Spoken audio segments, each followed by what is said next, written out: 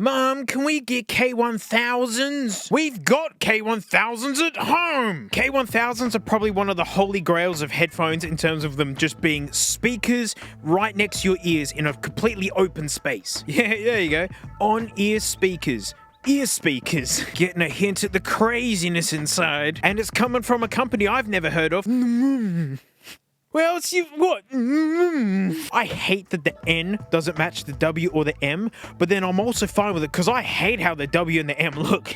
Maybe it looks better in Japanese, as this is a Japanese company. And this box is super fun. You pop it up and look at this. You get a cardboard handbag with on it. No joke. If you put Gucci on this would be a $500 handbag. I'm not kidding. They could totally get away with it. You're in the wrong market. And then you ready? Whoa, ta-da, mate. This is actually awesome. This is the best cardboard packaging I've ever seen. It's got a USB-C cable and it's got a doot to the app, which I don't feel like using. It just adds a few little things. You ready? You ready for this? What is going on? Taking open back to the extreme. I think this is even more open than K1000s. They even swivel. They're completely adjustable. Check out the ear cups, like these pads. I mean, they're just like silicone or something, just a little bit. Looks a little, I mean, the build quality is good. It kind of freaks out when you get to this, but I don't think many people are putting, with the swivels here, it's like it wants to be in one position or the other, and in my experience, you want them tilted in. Looks-wise, I think they look sweet. I think they look awesome. I love, this grill design they've got going on it. I can't twist it. Oh, okay. Yeah, that just looks great. And there's two drivers in there, a big one and a little one. And you're probably looking at this going, well, those are tiny little, drivers or speakers.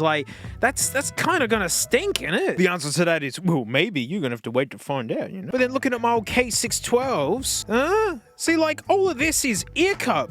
The actual driver, it's basically this. It's 40 millimeters. That is bigger than this, but yeah, all the rest of it is just ear cup to try and control where all the sound's coming out and be comfortable. A few things they brag about is some bing bong technology about how there's no sound leakage or bleed, so when these are open backs, right? And so when you're listening to them, the sound bleeds out of them so other people can hear what you're listening to. Not like closed backs, which are fully encased and it's sealed in. And yeah, this is meant to be kind of like using phasing, same way that active noise cancelling works to cancel out the noise drifting away. And look, I will say, I was surprised that less sound bleed was coming out than I was expecting. But then I was still hearing sound bleed because they're stinking open backs. When I had these on the ears to record them, I can click along with it, no worries. Something I really want to test first though is the microphone because, gosh, this would be perfect for being around the office. Front reception sort of stuff. You can hear everything that's going on, but you've got these things pumped straight into your ears. You'd want the microphone to be good. So I made this one time, was trying to figure out the complicated idiosyncrasies of luxurious products. So I can figure out how to make heaps of money. Because it seems you can just make a $10 bag and put something famous on it and sell it for $1 million billion. What I realize is, mate, is if you take the top off something and open it up, it makes it more luxurious. You take a normal car, take the roof off, mate, she's luxurious. You take headphones and you make them open backs, opening them up, they're luxurious.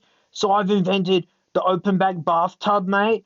The only problem is since it's got an open back in it, all the water just kind of dumps into your house's foundations and then kind of rots out the structure. And in 6 or 7 months, the house is guaranteed to collapse. But this is actually just the excuse I've been telling people when they catch me in their bathroom, cutting out chunks of their bathtub to sell for scrap metal.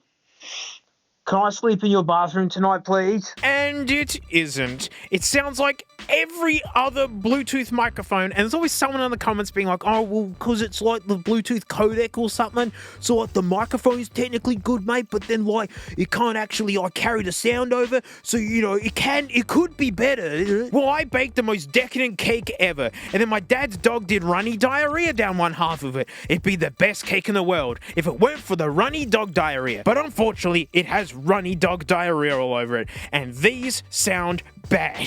That is a crap mic. It sounds like one of the nuggets from the nugget tip. Dang it, Bluetooth. Figure it out! Well, it's time to bust out the freakish ears on a stand. We gotta get out the Herder 600's bold Maze Seni. I mean, I don't know. I look at these headphones and it's just come on. They can't sound that good.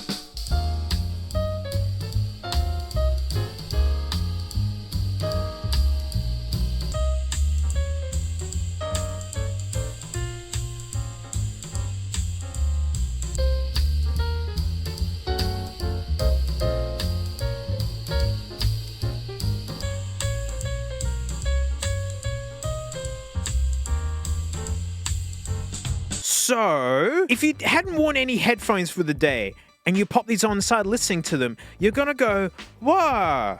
Oh, okay. Right. That's good. Especially with the experience of literally having nothing blocking your ears. But then I'll do some editing with my Hi-X 65s and then I'll get used to the sound of these and then I'll come back to these and go, oh, okay. I thought these would really struggle with bass, and while they're not bassy, they still have plenty. Like, you can still feel some sub-bass sweeps. You can still feel some chunkiness.